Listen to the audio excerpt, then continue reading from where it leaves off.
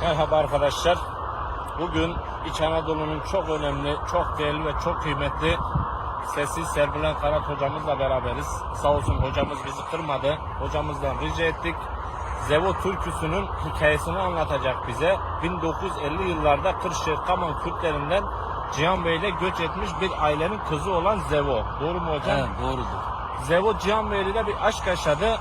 Bütün detayını hocam bize anlatacak. Şimdi o aile Cihan Bey ile göçtü.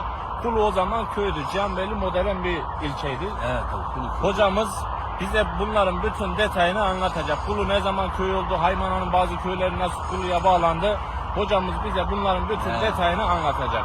Buyurun hocam.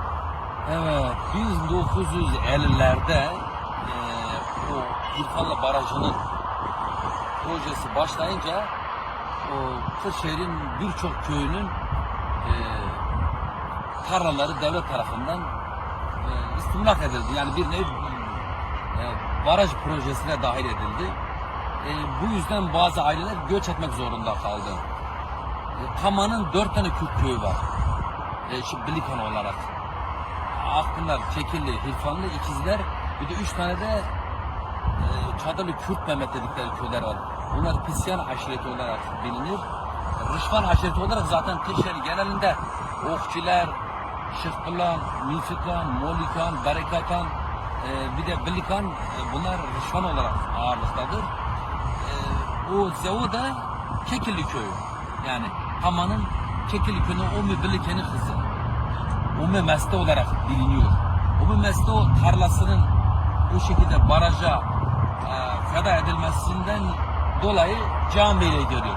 Hani o zaman için Kulu daha yakın ama Kulu köyü olarak biliniyor. Kulu da Cihan Beyli daha popüler, daha böyle işte belki iş yapma açısından daha etkileyici. Hani soruyu biraz önce sordunuz ya, Kulu Cihan Bey'le bağlı bir nahiye iken o dönem için şu an Kulu'nun Yazıçayır, Tuzyaka, Bozan, Zincirlikuyu, Gördolu dediğimiz Taşançalı, Ömeranlı, Celep, Kozanlı bunlar Cihan Bey'le bağlı idi. Kulu da 53-54'te ilçe olunca bunlar Cihan Bey'den Kulu'ya geçiyor. Hatta Haymana'nın o zaman için Altılar Köyü, Havlıören, Çöpler, Dipdere, Canımana, Karakilise,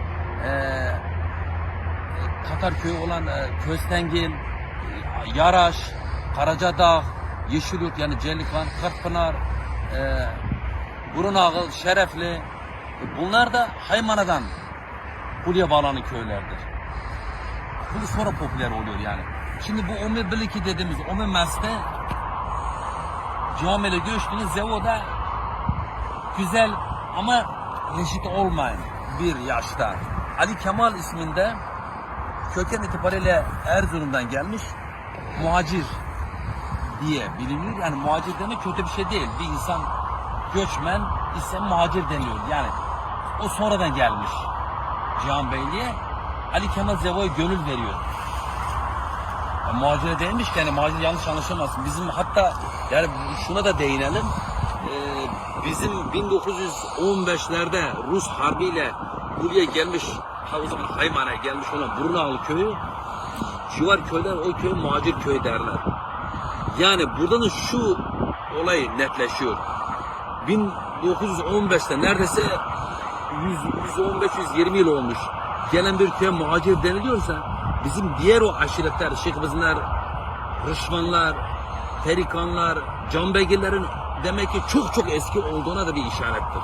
1600 yıllara kadar dayanıyoruz.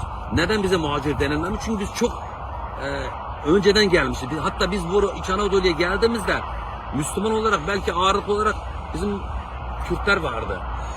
O dönem çok Rumlar, Ermeniler daha yoğunmuş. Yani Konya, Ankara, Kırşehir üçgeninde. Zevo'ya gönül verdik. Onun için sürekli tabii hikayemiz Zevo üzerine olunca Ali Kemal Zevo'yu kaçırıyor. Zevo'yu kaçırıyor. Zevo'nun da yaşı tutmadığı için jandarma elinden alıyor. Ali Kemal cezaevine. Zevo'yu da getiriyorlar. Tekrar kendi aşiretinden, Bilikan aşiretinden Kırşehir Kaman ilçesi Akpınar köyünde bir tane amcaya veriyorlar. Birine veriyorlar. Zevo 6-7 sene öncesine kadar Balgat'ta karakol yanında oturdu. Allah rahmet eylesin. Onun da kaderi buymuş. Kötü bir şey yok ama sonuçta bir aşk hikayesi yaşandı. Evet. Ali Kemal da cezaevinde duygularını Zevo türküsüne döküyor. Aslında Kürtçe'de seslenebilirdi ama cezaevinde olduğu için doğal olarak duyguları Türkçe ifade etmiş. Gardiyana seslenmiş. Ankara yolu taşlı, Zevo'mun gözü yaşlı. Dokunmayın Zevo'ma, Zevom 15 kardeşli. Et aldım direm direm, doktorlar dedi verem. Aç kapıyı gardiyan, Zevom gidiyor görem. Cihan Bey ölü özünde, Cihan Bey'li özünde, koyun otar düzünde. Ve Zevom'u tanırım, çifte ben var yüzünde. Gidelim Zevom gidelim, bir arabaya gidelim. Cihan Bey'le varınca şerefi düğün edelim. Bu türkü tanınıyor, popüler oluyor. Haymana'da, Cihanbeyli'de, Kulu'da, Kırşehir'den, Konya, Ankara, Kırşehir, o bölgede yaşayan Kürt aşiretleri arasında düğünlerde sürekli söyleniyor. Hatta iki makamla söyleniyor. Uşak makamıyla, Hicaz makamıyla söyleniyor. O arada TRT'den yetkililer, TRT yok tabi o zaman, Ankara Radyosu'ndan yetkililer bu türküyü keşfediyorlar. Derleme yapıyor Anadolu türkü derleme. Ya diyor işte Konya yöresinde böyle bir türkü bulduk. Gidelim Zevom. Türküyü bir dinliyorlar ki ya bu türkünün motifleri Konya'ya uymuyor. Bu türkü Güneydoğu motiflerini içeriyor. Bunu repertuar kabul etmiyor. Ama acı bir şey. Yani Konya'nın işte biraz önce değindim ya, biz sonradan Konya'ya gelmiş değiliz ki. Eğer Konya'ya sonradan gelen o yörükler ya da diğer oturak alemini yapan insanlar bizden çok eski değil ki. Ama şu işte hani Konya'da Kürt de vardır. İşte Adıyaman, Malatya, Diyarbakır kültürü de hakimdir. Konya'da neredeyse o zaman her 3 kişiden biri Kürttü. Belki de bu parça hani Konya'ya uymuyor diye bir Kürt gerçeği de var ortada. Evet. Onu almamışlar yani. Bir nevi kabul etmemişler. Türkü ondan sonra dilden dile dolaşıyor. Yani repertuara girmiyor. Çok güzel bir parça. Ben size şimdi onu okuyayım. Buyurun hocam. Ankara yolu taşlı, Zevom'un gözü yaşlı. Dokunmayın Zevom'a, Zevom'un 5 kardeşli. El vurmayın Zevom'a, Zevom'un 5 kardeşli. Gidelim, gidelim, gidelim, gidelim.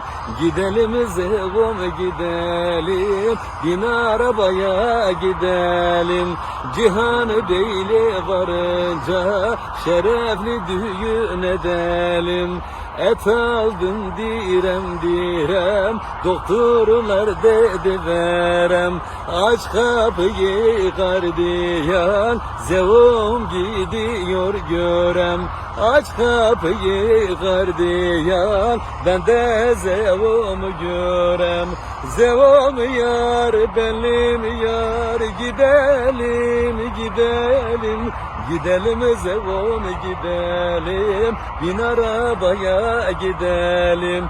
Cihan Beyli varınca şerefli düğün edelim. Cihan Beyli özünde, koyun otlar düzünde. Ben Zevom'u tanırım, çifte ben var yüzünde.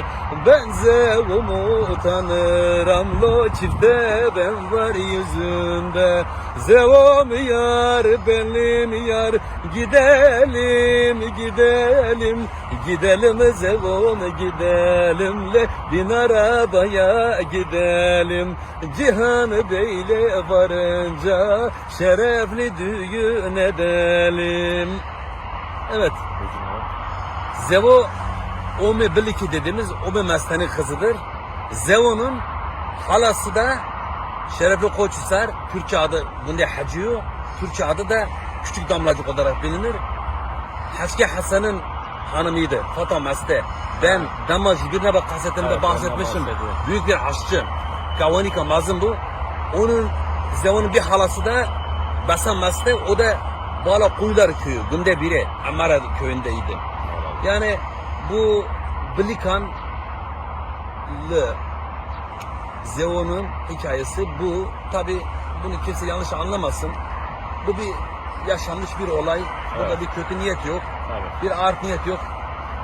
Yani Zevo da vefat etti. Ali Kemal amca da vefat etti. Mekanları cennet olsun. Evli olduğu kişi de vefat etmiştir. Çocukları da olmadı. Evet, Zevo'nun da çocukları da olmamış. Yani birileri bunu merak ediyor olabilir. Bu güzel eser düğünlerde çok da güzel bir şekilde halayı seslendirerek halen de söylenir. seslendiriyor Evet. hocam. Evet. Çok kısa uzun havasını alabilir miyiz? Arada söylüyorum ya. He, uzun ama o biraz Ama hani atmayın o bir pencereye. barak havasıydı aslında. Evet. Ben Onu uyarladım. kendin mi ekledin hocam? Yani ben ekledim. Evet belli. Yoksa öyle Çok bir güzel uzun de hava. He, oturmuş. onu evet. Hani Kırşehir'e de verilmiş geri diye. Aman açmayın penceremi de gene garip garip esmesin yeller. Aman senin beni sevdiğimi de gene bilmesin eller, bilmesin eller. Aman aman aman aman. Aman amanın aman. Kolunu boynuma garip zebom. Attığın günler vakzanım kader oy oy. Ama ne çare ne çare ne çare. Zevo gelin ne çare. Valla sen güzelsin de gülüm, seni seven ve çare, ve çare. Ne ettim sana, ben öldüm tamam. Gidelim Zevo'ma gidelim, ne bin arabaya gidelim. Cihan Bey'le varınca şerefli düğün edelim. Çok teşekkür ederiz hocam. Biz teşekkür Ağzına ettik. sağlık. Ömer kardeşim çok sağ olsun. Çok değerlidir. Beni çok sev. Ben onu çok seviyorum. Çok yiğit bir kardeşimiz. Bu türküyü çok seviyorum. Bu türkü hikayesini bana sordu. Ben de seve seve anlattım.